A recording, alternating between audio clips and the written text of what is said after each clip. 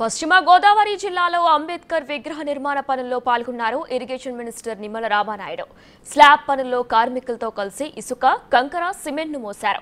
అంతేకాకుండా స్లాబ్ నిర్మాణ పనులను సొంత ఖర్చుతో నిర్మిస్తున్నారు నిర్మల. ఇక పాలకొల్లు నియోజకవర్గంలో నిర్మిస్తున్న అంబేద్కర్, జగ్జీవన రామత్ విగ్రహాల నిర్మాణాలను దశలవారీగా పూర్తి చేస్తామన్నారు. కార్మికులతో కలిసి పనుల్లో పాల్గొనడం చాలా సంతృప్తిగా ఇచ్చిందన్నారు. ఇక అంబేద్కర్ ఆశయాలకు అనుగుణంగా ప్రజాసేవ చేయడం కోసం నిరంతరం శ్రమిస్తారని, అంబేద్కర్ స్ఫూర్తితోనే రాజకీయాల్లోకి వచ్చానని తెలిపారు నిమ్మల.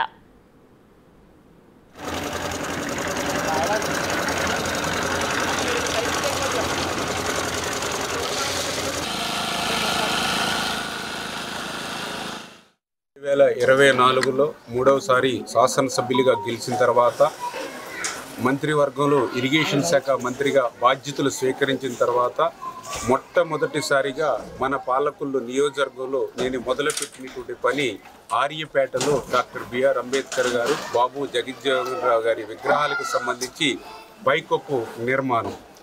ఆ స్ఫూర్తితోటే నా పాలకొల్లు నియోజకవర్గంలో ఉన్నటువంటి మహనీయులు డాక్టర్ బిఆర్ అంబేద్కర్, ప్రపంచ మేధావి, భారత జాతి ముద్దు బిడ్డ డాక్టర్ బాబు జగజ్జీవనరావు, ఆ రోజునటువంటి రాజకీయాలు తప్ప లేకపోతే ఆయన ప్రధానమంత్రి పదవిని అధిష్ఠించేటువంటి మహోన్నతుడు.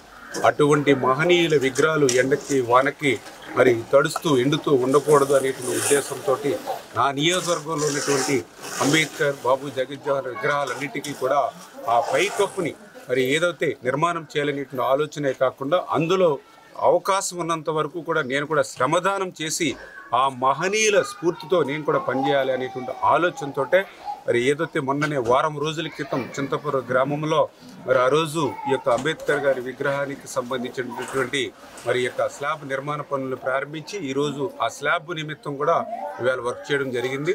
మరి త్వరలోని ఇంకా ఏదైతే ఈ యొక్క అంబేద్కర్, బాబు జగజ్జీవనరావు గారి విగ్రహాలు ఏవైతే ఉన్నాయో వాటన్నిటి నిర్మాణాలు కూడా 1 by 1 ఒక్కొక్కటి కూడా చేపట్టి ఈ యొక్క ఆ మహనీయుల యొక్క రుణం తీర్చుకునేటువంటి విధంగా